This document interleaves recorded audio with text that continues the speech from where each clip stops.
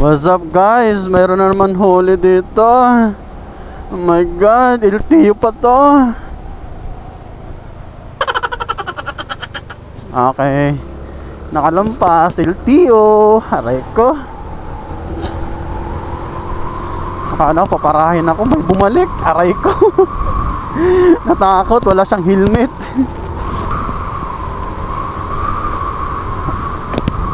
Ang daming mahuhuli dyan. LTO pa naman yan. Malulupit humuli.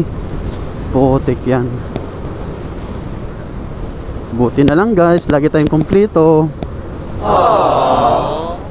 Sumusunod tayo sa batas ng Pilipinas. Aray ko. Yan, ang hirap pag nahuli ka dyan. LTO pa naman. Pag nahuli ka dyan, ako, finish na.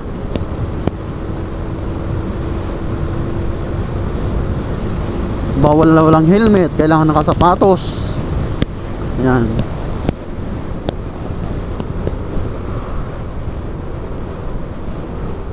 Ganyan yung mga LTO. Hindi ako pinara eh. Ba't kaya? Hindi ako pinara.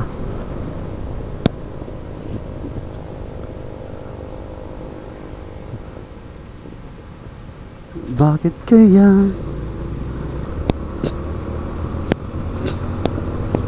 Hindi ako pinara ng LTO ah. Alam na siguro ng kumpleto ako.